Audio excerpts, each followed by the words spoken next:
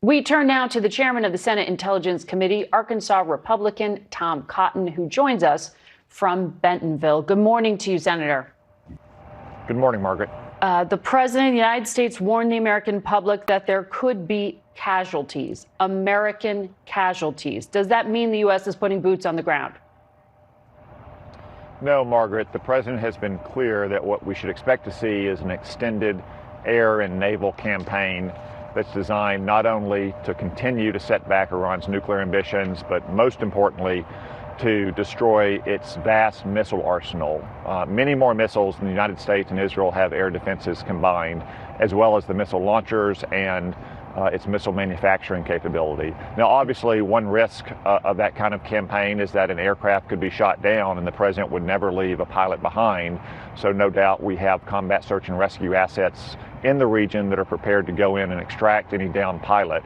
But barring that kind of unusual circumstance, Margaret, the president has no plan for any kind of large-scale ground force inside of Iran. The New York Times is reporting that it was the CIA that provided the intelligence in regard to the exact location of the supreme leader, and then he was subsequently killed. You're smiling as I say that. Are you confirming that it is true that it is the United States that pinpointed his location leading to his death? No, Margaret, I can't confirm anything about the intelligence that the United States intelligence community collects. I can tell you that, of course, we have exquisite intelligence collection methods, that the location and the intentions of the supreme leader and the other ayatollahs in Iran, or for that matter, the leaders of other adversaries around the world, is obviously one of the highest priorities of our intelligence community. But clearly, this operation is driven by intelligence collected by Israel and the United States that has once again proven that our nations have capabilities that no other nation on earth has. Indeed, there are questions, though, about what happens next. Secretary of State Marco Rubio testified to Congress last month and was asked specifically what happens if Iran's regime fails. Take a listen. So I don't think anyone can give you a simple answer as to what happens next in Iran if the supreme leader and the regime were to fall, other than the hope that there would be some ability to have somebody within their systems that you could work towards a similar transition. That was a month ago. We're seeing some succession planning happening inside Iran. Is this a managed regime change here, or is the United States betting on regime collapse? Well, Margaret, first I want to stress what happens next in the days ahead and probably the weeks ahead. Iran does have a vast missile arsenal, and that's going to be the priority objective for this military campaign. It is destroying that arsenal that threatened American troops from bases as far-flung as the Indian Ocean to Western Europe, and making many sure of those that are being Iran can't fired rebuild right it. now. As far as the future, well, we're stopping a lot of them from being fired before Iran can fire them. It's much easier to kill the archer on the ground than it is to shoot his arrows out of the sky. As far as the long-term future of Iran's government, Secretary Rubio is right. I don't think anyone can give you a simple answer. There's probably a lot of jockeying inside of Iran right now. They have a very consultative, deliberative process to replace the supreme leader. There's a reason why he didn't want to have a clear succession plan in place. It's hard to do that when the United States is pummeling their leadership every moment of the day. I'm sure, though, that there are also some leaders inside of Iran who might be jockeying to audition for the role of Iran's Delcy Rodriguez. Okay, but what you just described in terms of Delcy Rodriguez sounds like it is a managed transition, not regime change. Is that accurate? Margaret, again, as Secretary Rubio said, it's not a simple answer. Right, but we're in the middle of it now, so don't you need an answer? Capabilities, at least an outcome, a goal. But we're going to continue to hit their military capabilities, and we're going to continue to hit their senior leadership.